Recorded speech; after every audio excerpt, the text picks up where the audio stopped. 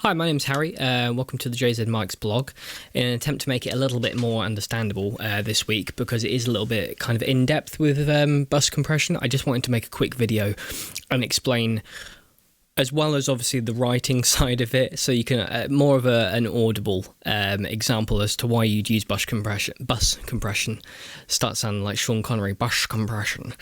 So without further ado, I thought I'd start with this nice little piece of equipment. It is based off an SSL compressor.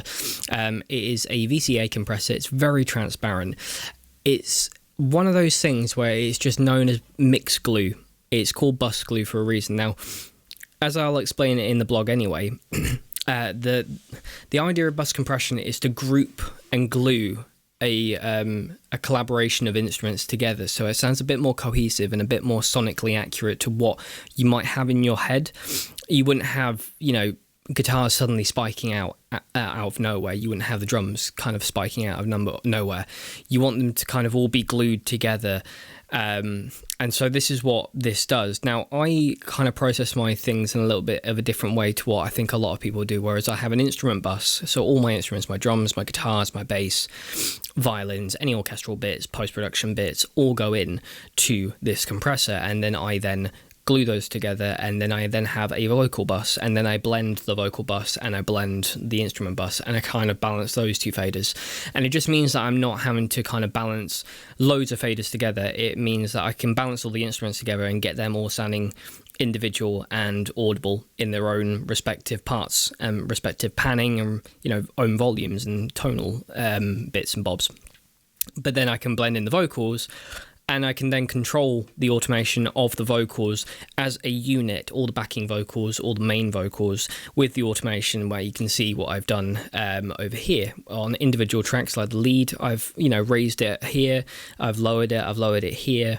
But then as one individual, kind of one individual unit, I've kind of taken it down by a decibel, or I've taken it down by a quarter of a decibel for all of the guitars across the entire mix. And that is just, I guess it's a mastering thing where you learn to, ride the fader for the maximizer, depending on how loud a song is. If there's, acoustic elements, an acoustic guitar or acoustic guitar track is going to sound quieter than a full band track. So you will automate to accommodate those kind of things. So with that in mind, I thought I'd just show you the instrument bus by itself, so you can hear before and after with the compression, the bus compression, and it is noticeable. It just kind of glues all the elements together a little bit better, makes things just sound right, if that makes any sense. I hope it does once you hear it.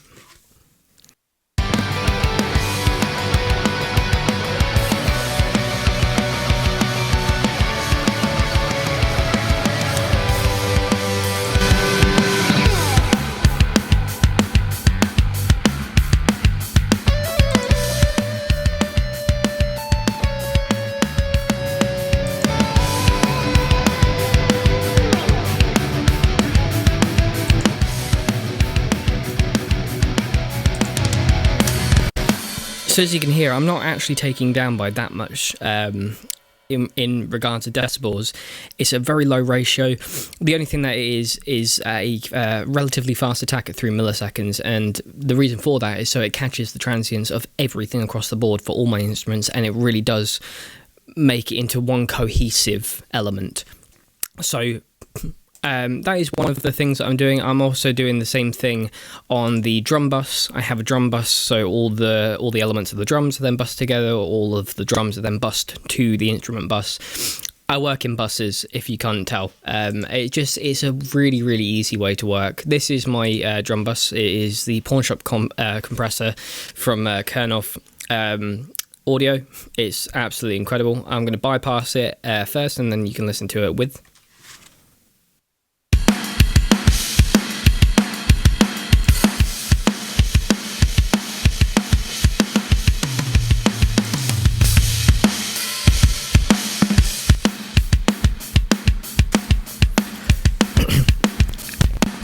As you can hear, I'm absolutely slamming this. I've got it on a little bit of parallel compression. It's only about 40%, but I've got the ratio at 10:1. I'm just absolutely, I love this plugin. It has everything that you want from it. It's got distortion elements, it's got tube, it's got FET. It's just an all-in-one, all-encompassing, brilliant compressor for drums. So if you want to try it out, definitely go and have a little look over that. We'll include links in the blog post as well. The vocal bus, I have a Teltronics LA2A style opto compressor. Now, FET compression and VCA compression are all good, but when you want something to kind of be really transparent, especially on vocals, something too hard hitting can sometimes make it pop more than what you would like. So with that in mind, this kind of seemed like the correct choice. You know, the vocals are much quieter on this section than they are over here. They're much quieter on this section than they are over here. It's the same for, you know, in individual parts of each part of the song. This is with. Break away a part of me every time you fall asleep. There's nothing left for you to see. You should know by now. You can hear where the vocals are overlaying on each other. It just helps it glue a little bit better. So that is the reason for bus compression. Obviously, bus compression is then used on mastering. You have specific mastering compressors for that. The Shadow Hills compressor is absolutely brilliant. What I like to do is then kind of have an actual master on its own, and have a slight compression after using the vocal bus compression and the instrument bus compression. I then send it to this, and I can glue the two main buses together. And I do a little bit of mid-side processing on that. We'll touch on that in a different blog post, but essentially it encodes it. Instead of it being stereo, left and right speakers, you have a mono image, and then you have a side image, and I can treat them individually. I can also bring up within the compression. You can see here the mono section is actually slightly louder than the side, just because I like to have a bit of a balance. I like to make it so I can have a wide mix by doing mid-side compression. So that's bus compression. Make sure you check out the blog post, make sure you refer back to it when you do go and try this out in your own mixes, and in the meantime, stay creative.